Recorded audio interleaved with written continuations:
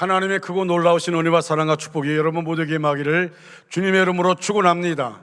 이 시간 영상으로 예배되는 모든 가정마다 하나님의 은혜와 사랑이 충만케 되기를 간절히 축원합니다. 우리 옆에 분들 앞뒤 분들 우리 한번 같이 인사할까요? 하나님이 당신을 사랑하십니다. 인사하시기 바랍니다. 힘내시기 바랍니다. 인사하시기 바랍니다. 축복송 부르겠습니다.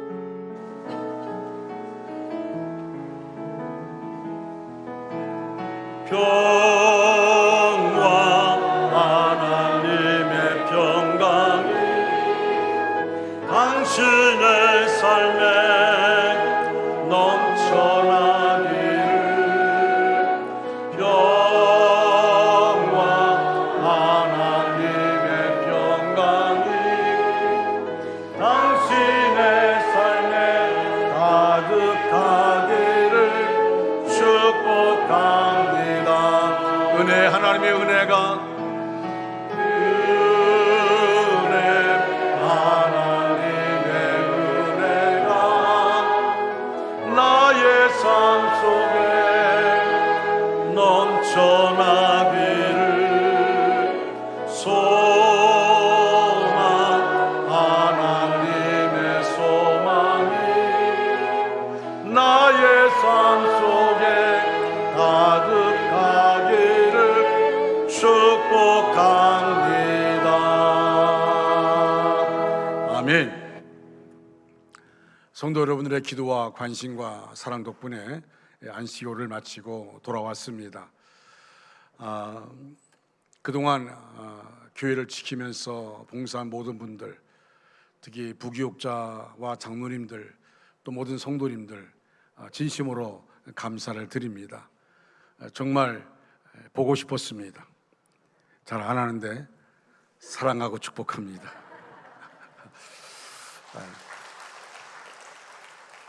나는 왜 이렇게 멋쩍게 이게 잘 안 되는지. 남들은 이거 잘 하는데 저는 이 손가락이 굵어가지고 안 보여요. 보입니까? 김동희 사장님 잘 보이는데. 저는 지난 주일에 신길교회에서 말씀을 전했습니다. 안식일이라고 함에도 불구하고 신길교회 이기영 목사님이 기도 중에 제가 떠올라서 목사님이 해주셔야 된다고. 보니까 아마 그 온누리 신길교회가 맥주감사주일이고 또 지난 한 주간이 특별 새벽 기도회가 있습니다. 그래서 아마 저를 초청하고 갔습니다. 은혜의 시간을 갖게 되었고 정말 뜨겁게 은혜를 사모하며 그 교회 가니까 장로님들 다 앞에 앉아 있고요.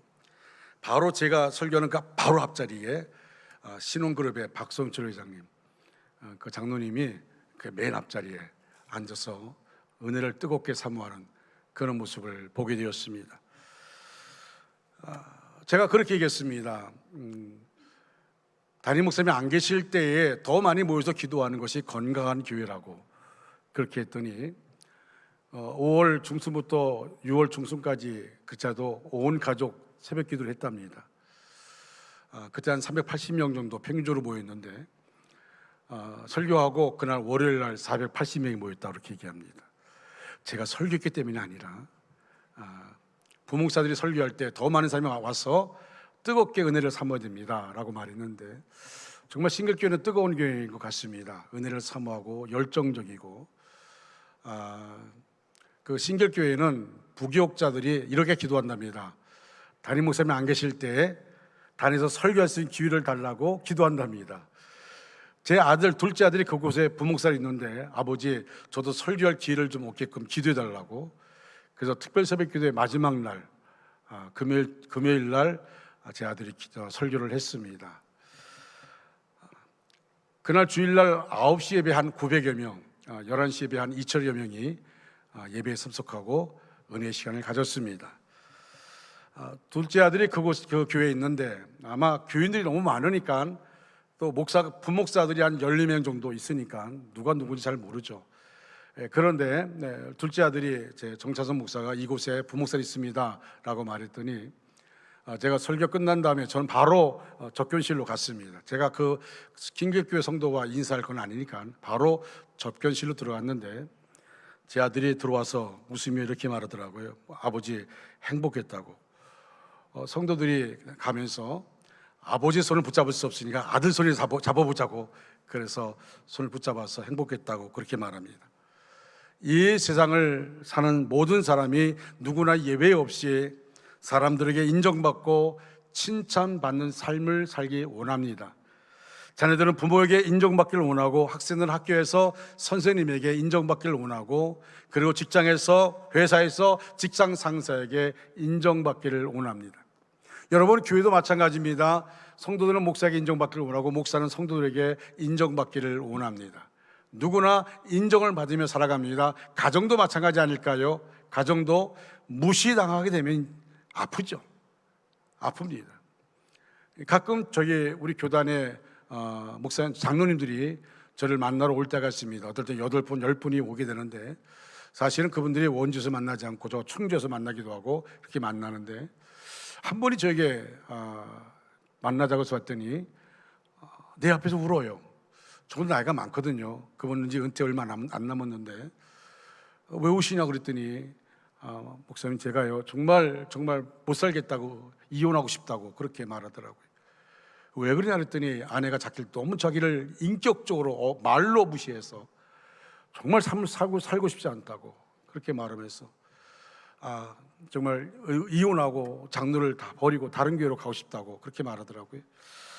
제가 많은 얘기를 했습니다.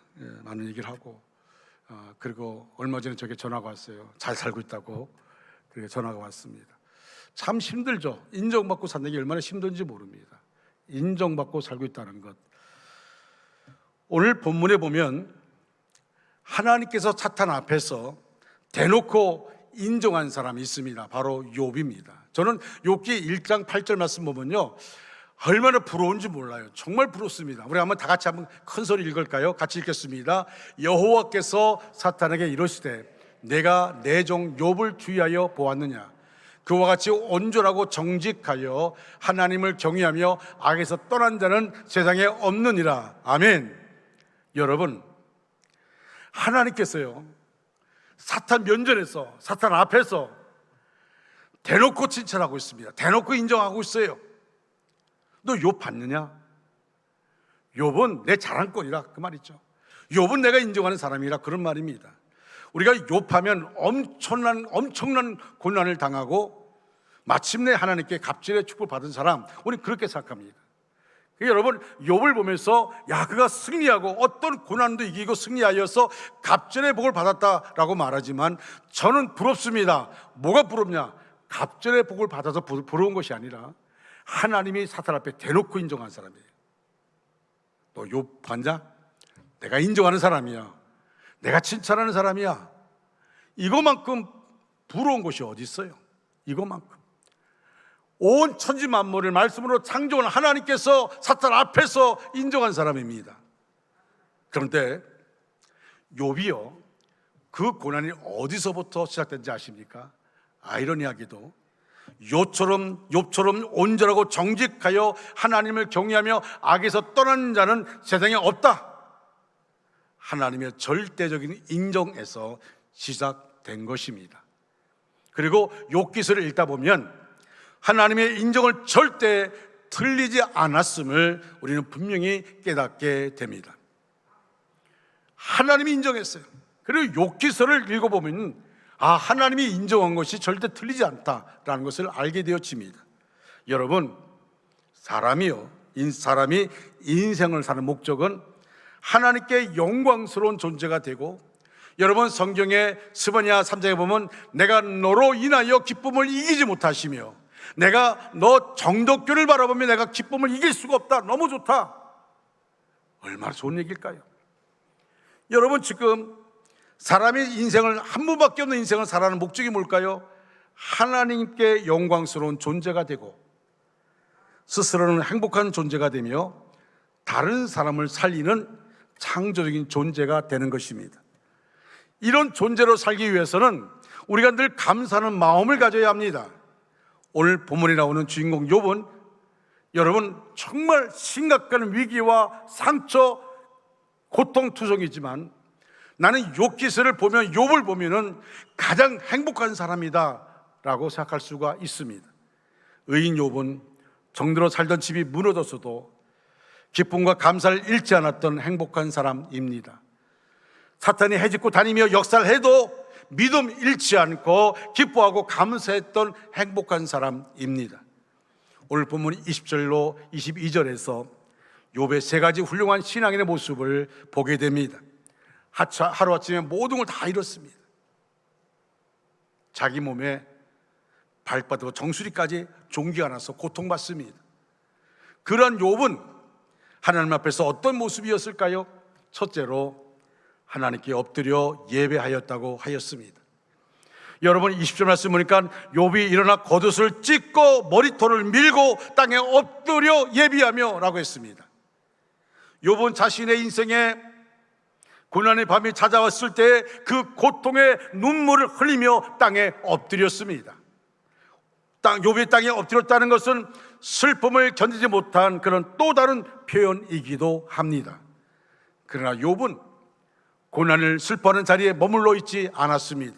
그는 땅에 엎드려 예배했습니다. 혼자서는 감당할 수 없는 아픔과 절망의 자리에서 그의 마음이 여호와를 향하여 엎드린 것입니다. 그의 시선이 여호와를 향한 것입니다. 절망 가운데서 여호와를 찾고 있는 것입니다. 이것이 고난을 맞은 욥의 모습입니다. 그런데 우리의 모습을 보면 그렇지 못합니다. 이것이 우리의 연약함인데 정말 우리가 하나님만을 쳐다보아야 할 시간에는 하나님을 보지 않는 것입니다. 우리가 위기 가운데 놓이게 되면 먼저 내가 방법을 찾습니다. 사람을 찾습니다. 내 문제를 해결할 사람을 찾습니다. 그리고 유행을 바랍니다. 그러다가 안 되면 슬퍼하며 좌절합니다. 그런데 하나님을 향하는 것은 잊고 있습니다. 바빠서 기도할 시간이 없고, 급해서 예배할 수가 없고, 어려워서 11절을 못 낸다는 것입니다. 이런 경우가 얼마나 많은지 모릅니다. 그렇습니다. 하나님이 없는 사람들에게는 이 방법이 최선입니다. 아니, 이렇게 하는 것 외에 다른 방법이 없습니다. 그러나 우리 그리스도인들에게는 그렇지 않습니다. 우리가 찾아가 엎드릴 여호와가 계십니다. 우리의 슬픈 가슴을 받아주시고 이해하시며 맞아주시는 여호와가 계십니다. 사랑하는 성도 여러분, 지금 여러분의 삶이 캄캄한 절망의 밤입니까? 무엇을 어떻게 할지를 정말 모르며 가슴만 터질 것 같은 그런 상황입니까?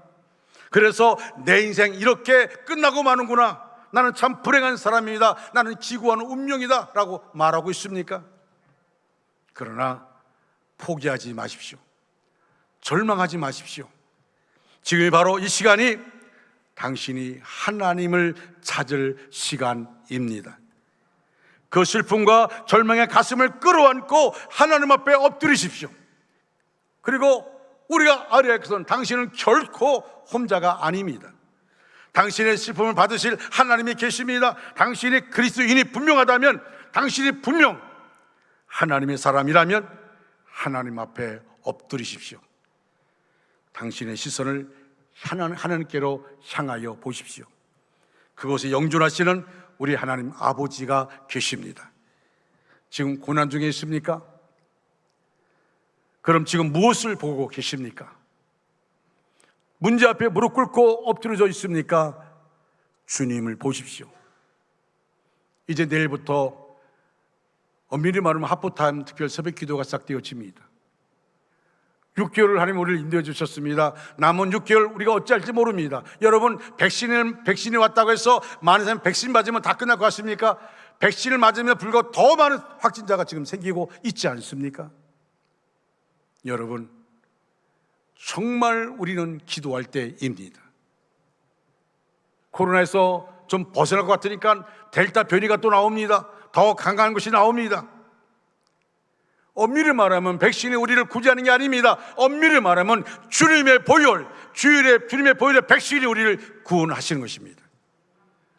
우리는 이럴 때일수록 더 하나님을 의지해야 됩니다. 하나님을 바라봐야 되는 것입니다. 여러분, 기도에 적극적으로 참여해서 기도하시기 바랍니다. 저는 안식일을 끝나고 바로 이어서 특별 새벽 기도한 이유가 있습니다. 우리 모두가 지금 기도할 때이기 때문에, 하나님 저에게 그런 마음을 주셨기 때문에 특별 기도회를 하는 것입니다. 두 번째로 욥은 하나님의 주권을 인정하며 하나님을 찬양했습니다. 여러분 본문 21절 말씀 다 같이 큰 소리로 같이 읽겠습니다. 이르되 내가 모태에서 알몸으로 나왔사온즉 또한 알몸이 그리로 돌아가올지라. 주신 이도 여호와시요 거두신 이도 여호와시오니 여호와 이름이 찬송을 받으실지니이다 하고 아멘. 욥은 인생의 핵심을 알고 있었습니다. 그 핵심 진리가 뭔가 하면 알몸으로 태어나 알몸으로 죽는다는 것입니다. 아기가 태어날 때 요즘 말로 금수저 물고 태어나는 거 보았습니까? 다 알몸으로 태어납니다. 죽을 때도 시신의 옷을 입혀서 그렇지 시신도 알몸으로 가는 것입니다. 그런데 이 땅에 사는 동안 하나님이 알몸으로 온 우리에게 너무 많이 주셨습니다. 하지만 우리는 뭐라고 합니까? 옷장을 열면은 많은 옷들이 있음에 불구하고 입을 옷이 없네 라고 말합니다. 신발장에 신발이 있음에도 불구하고 신을 신이 없네 라고 말합니다. 알몸으로 왔지만 이렇게 많은데 왜 없습니까? 억만금이 있으면 뭐합니까? 떠나면 다 두고 가는 것입니다. 그런데 마치 사람들은 자기가 다 갖고 갈 수 있는 것처럼 착각을 하면서 움켜쥐고 집착을 합니다. 한 번밖에 없는 인생을 살아가면서 우리에게 주어진 삶 속에서 하나님을 바라보는 것이 아니라 세상 것에 집착하고 세상 것을 움켜쥐고 그리고 살아갑니다. 빼앗기지 않으려고. 얼마나 안타깝습니까? 그런데 욥은 이 진리를 알았기 때문에 그 많은 것을 다 잃었지만 담담히 하나님 앞에 나갈 수 있었습니다. 하나님 앞에 원망하지 않을 수 있었습니다. 오히려 뭐라고 말합니까? 주신 이도 여호와시요 거두어 가신 분도 여호와시오니 여호와 이름이 찬양받을지어다. 하나님의 주권을 인정한 겁니다. 자기는 왜 그런지 이것을 이해할 수 없지만, 내가 왜 이렇게 심각한 고통과 어려움을 환난을 당하고 있는지 이해할 수 없지만 하나님의 뜻이 있을 것이라고 인정한 겁니다. 욥은 자기가 노력과 수고만으로 이 많은 물질과 자녀들을 갖게 되었다고 생각하지 않았습니다. 우리는 조금이라도 성공하면 다 내가 잘했어, 내가 능력이 많았어, 된 것이라고 이렇게 말합니다. 그런데 조금만 생각해봐도 그게 어떻게 전부 다 내 노로 된 겁니까? 어떻게 자기가 혼자서 성공한 것이라 생각합니까? 순간순간 하나님이 역사하여 주셨습니다. 욥은 그것을 알았습니다. 자기가 그렇게 엄청난 부자가 되었었지만 그것은 결코 자기 힘으로 된 것이 아니라는 것, 하나님이 이 많은 물질과 자녀들을 주시고 풍성하게 누리도록 해주셨다는 것을 알았습니다. 그래서 늘 하나님 앞에서 경건하게 살기 위해서 노력을 했습니다. 거기서 더 나아가서 이 모든 것을 거두어 가신 분도 하나님이시라고 고백합니다. 그래서 하나님의 이름을 찬양할 수 있었습니다. 우리의 인생에는 낮도 있지만 밤도 있습니다. 그것도 아주 칠흑같이 캄캄한 밤도 있습니다. 그런 인생의 밤 가운데도 하나님은 노래하게 하시는 분이십니다. 그 캄캄한 밤 속에서도 하나님의 은혜를 경험하게 만들어 주십니다. 인생의 밤중에 욥이 하나님을 찬양했습니다. 하나님의 섭리를, 하나님의 주권을, 하나님의 뜻을 그가 정말 신뢰했기 때문에 그렇게 할 수 있었습니다. 이것이 최고의 감사입니다. 세 번째로 하나님을 절대로 원망하지 않았습니다. 여러분 아까 우리가 본문 22절 말씀, 22절을 한번 다 같이 큰 소리로 한번 읽겠습니다. 예 모든 일에 욥이 범죄하지 아니하고 하나님을 향하여 원망하지 아니하니라. 아멘. 얼마나 아름다운 모습입니까? 이 모든 일에 어떤 것은 되고 어떤 것은 안 되는 것이 아니라 이 모든 일에 욥이 범죄하지 아니하고, 이것은 욥이 첫 번 환난을 당한 1장의 결론입니다. 그러나 2장의 두 번째 환난을 당할 때에도 그는 동일한 고백을 2장 10절에서 하고 있습니다. 이 모든 일에 욥이 입술로 범죄하지 아니하니라. 그는 비록 슬퍼했지만 범죄하지는 않았습니다. 그는 괴로움을 이기지 못해서 통곡하였지만 하나님을 원망하지 않았습니다. 그는 지금 고난 중에 있지만 결코 어리석지 않았습니다. 오늘 우리에게 이러한 지혜가 절실히 필요합니다. 사람들은 어려움에 직면하게 되면 원망하는 일들을 참 잘합니다. 세상을 원망하고 사람들을 원망합니다. 시대를 탓하고 부모를 탓하고 아내와 자식을 탓합니다. 교회가 어려워지면 목사를 탓하고 성도를 탓합니다. 장로님을 원망하고 집사님을 원망합니다. 그런데 더욱더 무서운 것은 자칫하면 하나님을 원망하게 된다는 것입니다. 이것이 바로 사탄이 노리는 전략입니다. 여러분 욥기 1장의 9절 보면 사탄이 여호와께 대답하여 이르되 욥이 어찌 까닭없이 하나님을 경외하리까? 하나님이 사탄 앞에서 면죄를 대놓고 욥을 칭찬했는데 하나님 그 욥이 까닭없이 하나님을 그렇게 경외하겠습니까? 11절 말씀 보면은 이제 주의 손을 펴서 그의 모든 소유물을 치소서.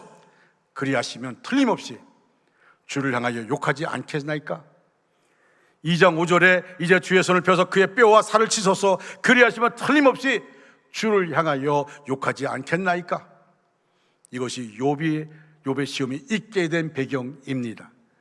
그리고 사탄이 바라는 것이었습니다. 그런데 욥은 원망하지 아니했고 그의 입술로 범죄하지 아니했습니다. 그러나 2장 9절을 한번 보십시오.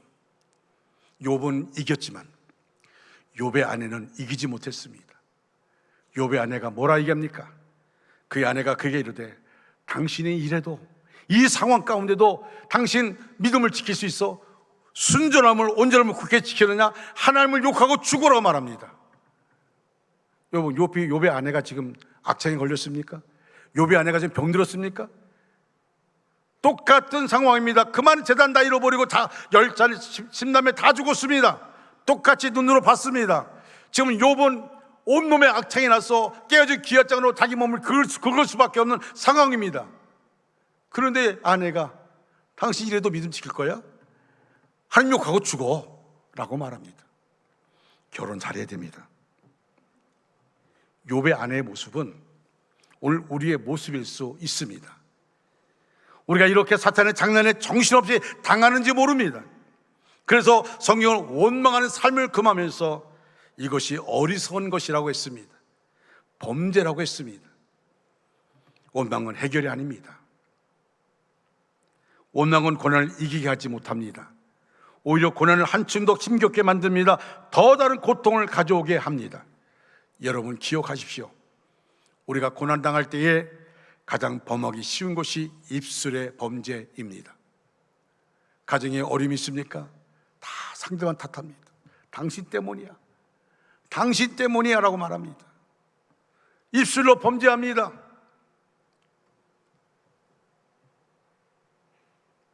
어렵고 힘들면 너무 쉽게 말합니다. 함부로 원망합니다. 너무 극단적인 말들을 터해버립니다. 그러면서 우리가 잘 쓰는 말 있지 않습니까? 화내면 무슨 말 못해? 화나는데 무슨 말 못해? 라고 말합니다.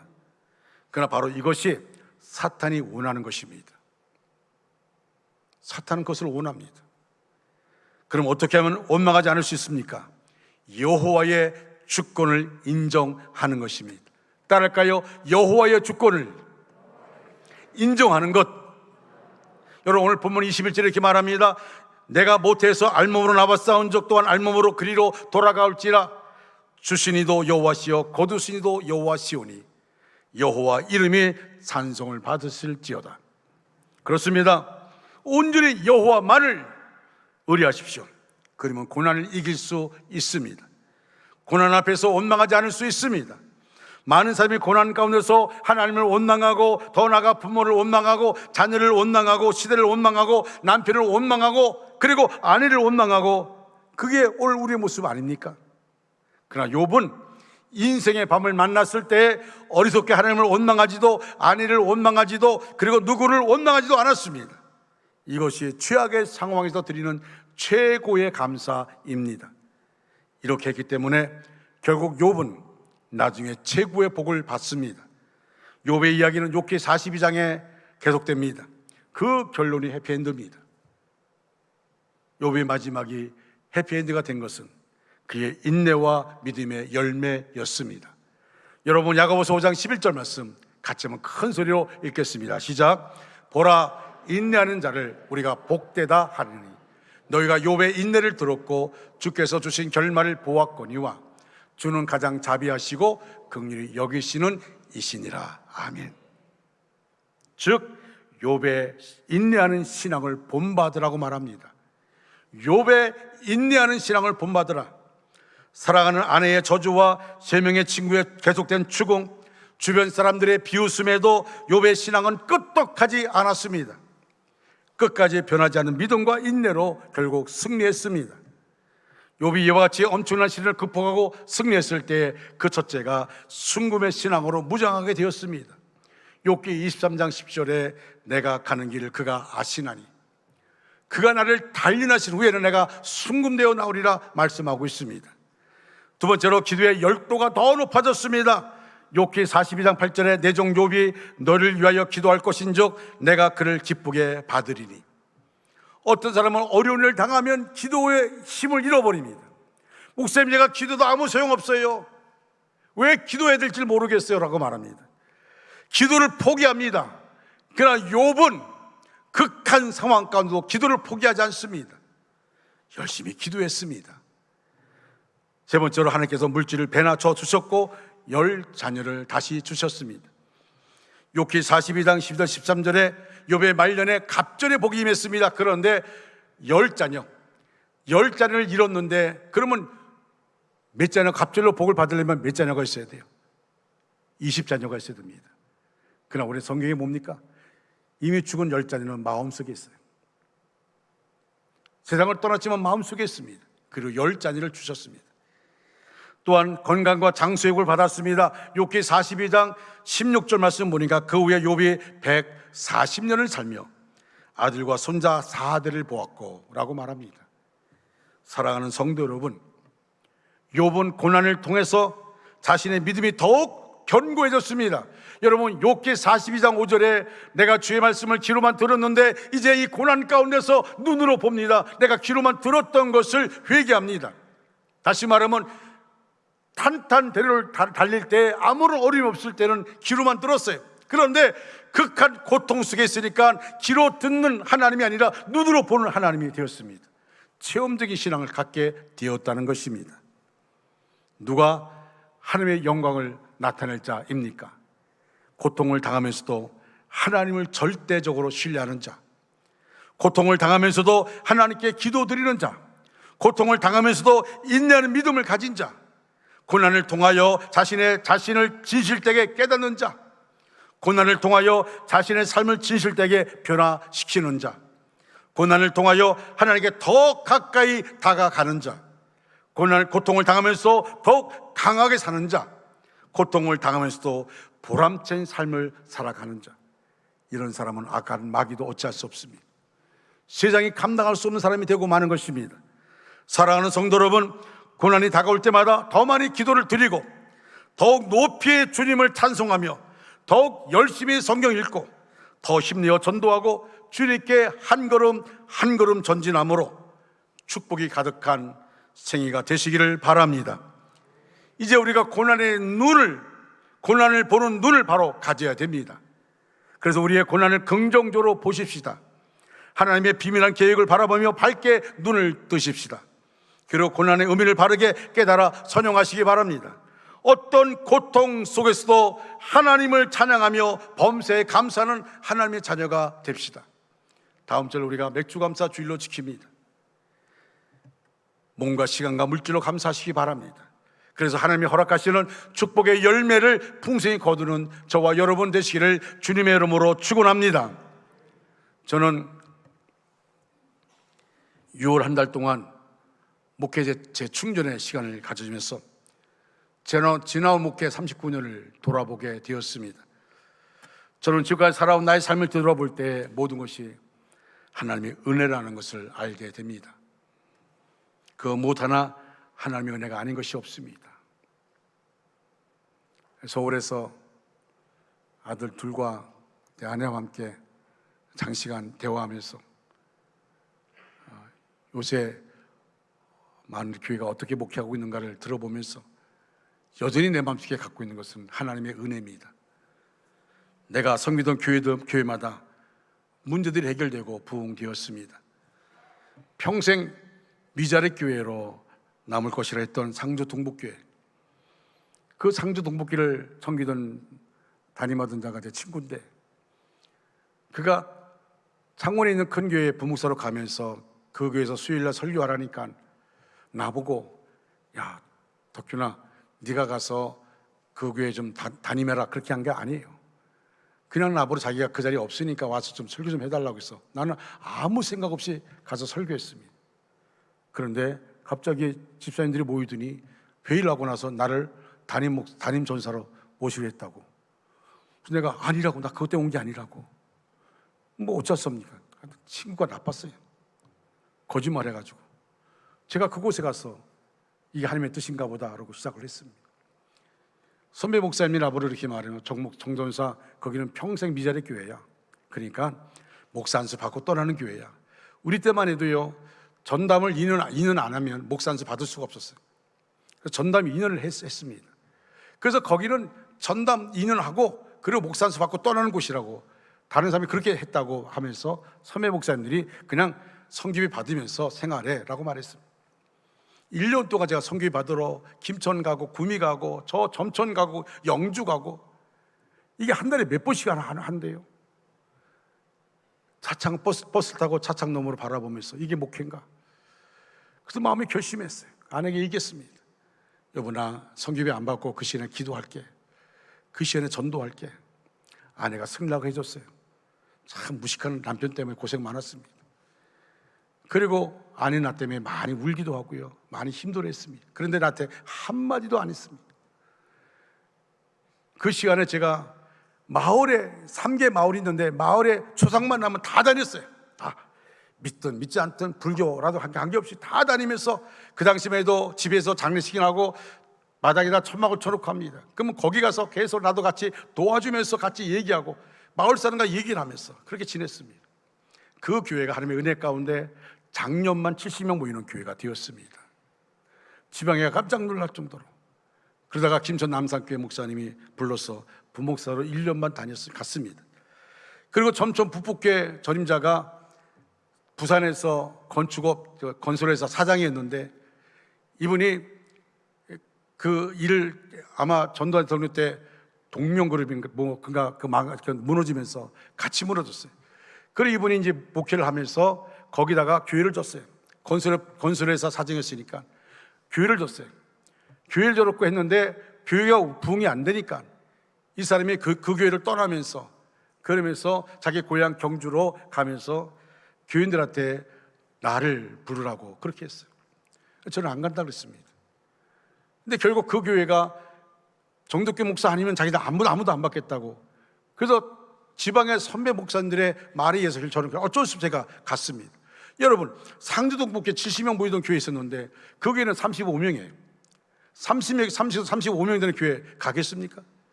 근데 어쩔 수 없이 갔어요. 어쩔 수 없이 갔는데 하나님의 은혜로 그 교회가 작년만 120명, 130명 출석하는, 예배 출석하는 그런 교회가 되었습니다. 그러다가 당직교회가 갈등 있는 교회였는데 그 교회로 나를 하나님이 몰아갔습니다. 갔더니요, 얼마나 힘든 교회든지요. 예배, 제가 이제 축소를 딱 끝나면요, 예배 끝나서 일어서자마자 막 10원, 20원, 30원 서로 싸우고 있어요. 40살에 간 내가 얼마나 깜짝 얼마나 놀랐는지요. 아니, 어떻게 예배 끝나고 우리 어떻게 이렇게 10원, 20원, 30원 무슨 뜻인지 알겠죠? 그러고 싸우는 거예요. 아주 그 당진에서 싸우는 교회로, 아주 사나운 교회로 유명합니다. 내 힘으로 감당할 수 없었어요. 새벽마다 제가 불렀던 찬양이 있습니다. 내일 일은 난 몰라요, 하루하루 살아요, 불행예나 요행함도 내 뜻대로 못해요. 험한 이 길 가고 가도 끝은 없고 고뇌요 주님 예수 발레미사 내 손 잡아 주소서. 내일은 난 몰라요 장래일도 몰라요 아버지여 날 붙드사 평탄한 길 주옵소서. 이걸 3절까지 부르군요. 눈물이 펑펑 쏟아지. 하나님께서 그 교회에 은혜를 주셨습니다. 사나운 교회가 은혜는 교회로 바뀌어지면서 이제는 성도들이 교회로 들어오는데요, 얼마나 많이 들어오는지 막 이 거리에 지나가는 거리다 다 의자놓고 꽉 찰 정도로 450에서 500명 정도 추석하는, 예배 추석하는 그런 교회가 되었습니다. 결국 교회를 건축할 수밖에 없고, 그래서 아파트 단지에 1200평 땅을 사놓고 이제 교회를 건축하게 됐는데, 하나님이 나를 일방적으로 몰아서 도봉교회로 보냈습니다. 그 좋은 당직교회를 떠나기 너무 싫었습니다. 그런데 일방적으로 보낸 겁니다. 가봤더니 왜 나를 보낸지를 알게 되었습니다. 웬만한 사람 와서는 할 수가 없는 그런 상황이었습니다. 여러분, 그렇게 도봉교회가 서로 갔더니 거기에 무슨 도봉교회 바루세기라고 하는 것이 있어요. 나는 가만히 보면요, 바루세기 그 사람만 바로 쓰면 되겠더라고요. 꼭 못된 사람들이 좋은 이름 다 붙여놔요. 그래가지고 이 사람들이 사회법 갔는데 결국 졌어요. 저를 얼마나 힘들게 했는지 자기 편은 안 든다고 힘들게 했어요. 자기들 편 안 든다고. 나는 아무 편도 안 들었어요. 왜? 다 문제가 있으니까. 그리고 이제는 한쪽을 징계해야 될 텐데, 하나님이 저에게, 제가 기도원 가서 일주일 동안 기도하는데 하나님이 저에게 어떤 마음 주시냐면, 이쪽도 하나님의 자녀고 이쪽도 하나님의 자녀다. 그리고 하나님이 저를 바라보시는 마음을 주셨어요. 아, 여기까지가 내가 하는 역할인가 보다. 그리고 나와서 임시상의 하면서 이제 다 끝났지 않습니까? 어떻게 장로님도 서로 그렇게 좋았던 장로님들 어떻게 싸울 수 있습니까? 하나 되십시오. 누군가가 책임을 져야 되면 내가 책임질 테니까 하나 되십시오. 와, 삽시간에 하나 되더라고요. 그리고 원주 중학교로 왔습니다. 그리고 하나님이 은혜 주셔서 교회가 이만큼 부흥됐습니다. 할렐루야. 여러분, 저는 원주 중학교에 와서 부흥된 것이 내가 왔기 때문에 부흥된 게 아닙니다. 하나님이 여전히 내가 기도 가운데 주신 마음은, 부흥은 내가 시킨 것이다. 네가 내 말에 순종했기 때문에 부흥은 내가 한 것이다. 너는 여전히 나와 친밀한 관계를 갖기를 원한다. 하나님이 원하는 것은 친밀한 관계였습니다. 하나님의 마음을 품는 것이었습니다. 여러분, 저 지금 혈압에 당뇨에다가 지방간에다가 심장 판막 언제 수술할지 모르지만 그래도 긴장을 놓칠 수가 없습니다. 하나님께서 우리 교회를 축복하시고 좋은 장로님들, 좋은 성도님들 만나게 해주시고, 그리고 이제 사랑과 은혜가 있는 교회로 이렇게 만들어 가고 있습니다. 또 하나님께서 우리 교회에 신실한 분들을 많이 보내주셨어요. 하나님이 해주신 것입니다. 여러분, 저는 마음의 소원이 있습니다. 이를 성취하시는 여호와 하나님께서 이 코로나19 가운데 우리 성도들을 만져주시고 일으켜주시고 삶의 영역 가운데 승리하기를 간절히 소원합니다. 원주 중학교 성도들이 각 분야에서 으뜸이 되기를 간절히 소원합니다. 사랑하는 성도 여러분, 저는 지나온 목회를 돌아보면서 나에게 나된 것은 하나님의 은혜였습니다. 정말 나 보잘것 없습니다. 참 부족한 것이 많습니다. 그런데 한 가지입니다. 내가 하나님의 몸속에 순종했더니 하나님이 하셨습니다. 하나님이 인도해 주셨습니다. 내가 나를 바라볼 때 보잘것 없지만 하나님이 인정해 주셨습니다. 두 아들 교회에서 인정받는 것도 얼마나 감사한지 모릅니다. 저는 개인적으로 제 아내에게 너무 미안합니다.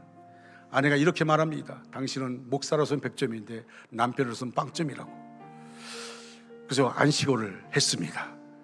한 달 동안 다녀온 다음에 점수를 물어보지 못했습니다. 좋은 점수가 안 날 것 같아서.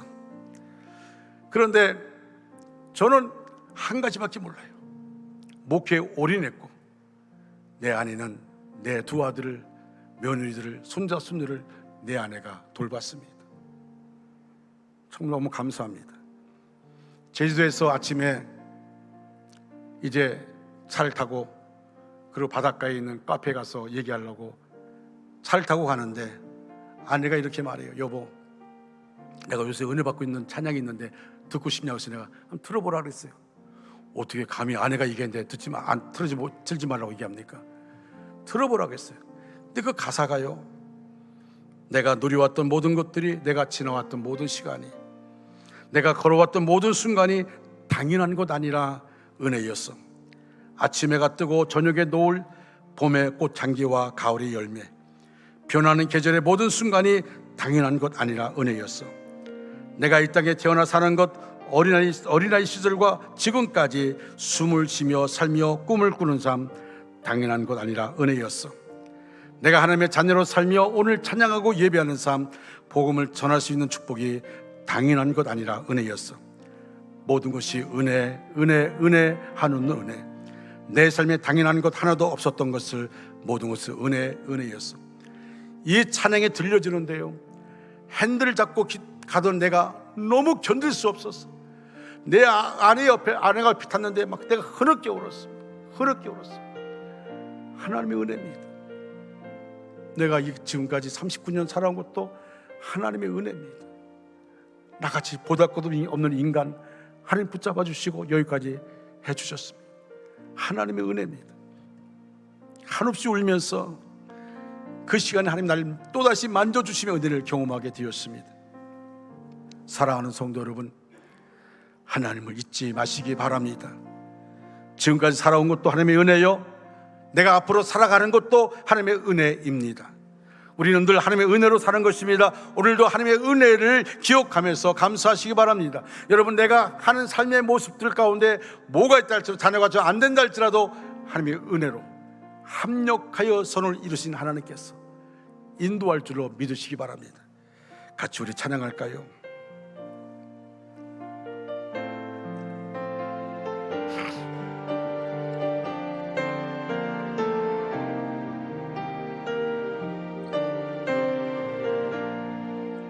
내가 누려왔던 모든 것들이, 내가 누려왔던 모든 것들, 내가 지나왔던 모든 시간이,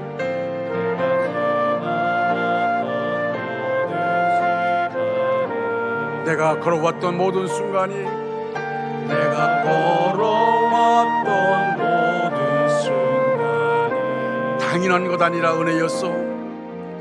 당연한 것 아니라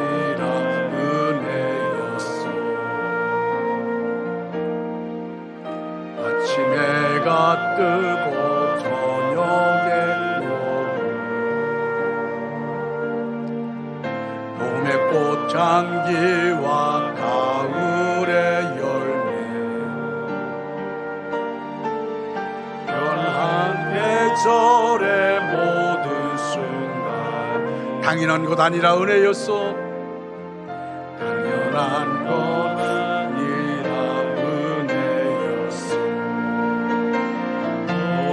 것을 은혜, 은혜, 은혜, 한없는 은혜. 내 삶에 당연한 것 하나도 없었던 것을, 모든 것이 은혜였어. 내가 이 땅에 태어나 사는 것, 어린아이 시절과 지금까지 숨을 쉬며 살며 꿈꾸는 삶, 숨을 쉬며 살며 꿈을 꾸는 삶, 당연한 것 아니라 은혜였어. 당연한 것 아니라 은혜였어. 내가 하나님의 자녀로 살 때, 내가 하나님의 자녀로 살며 오늘 찬양하고 예배하는 삶, 오늘 찬양하고 예배하는 삶, 복음을 전할 수 있는 축복이 당연한 것 아니라 은혜여서. 모든 것이 은혜요.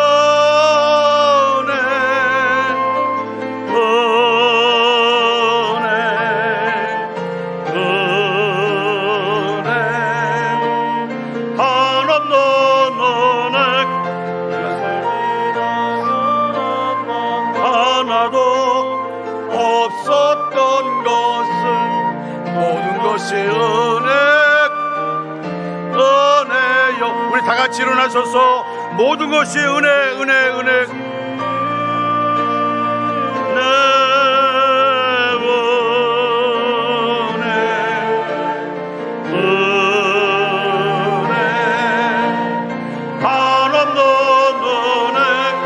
내 삶에 당연한 것 하나도 없었던 것을 모든 것이 은혜요. 다시 한번 모든 것이 은혜, 은혜, 은혜.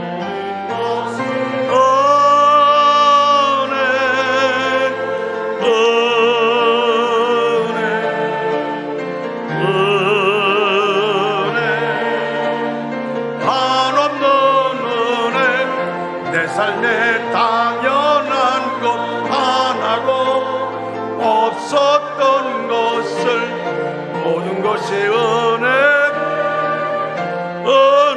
은혜였소. 하나님 그렇습니다. 모든 것이 은혜입니다. 내 삶에 당연한 것 하나도 없습니다. 하나님을 사랑하는 자, 곧 그의 뜻대로 부르심을 입은 자들에게는 모든 것이 합력하여 선을 이룬다 말씀해 주셨습니다. 하나님, 정말 우리는 은혜 앞에 은혜 없이 살 수 없습니다. 우리 원주 중학교 모든 성도들 은혜 충만케 하여 주시옵소서.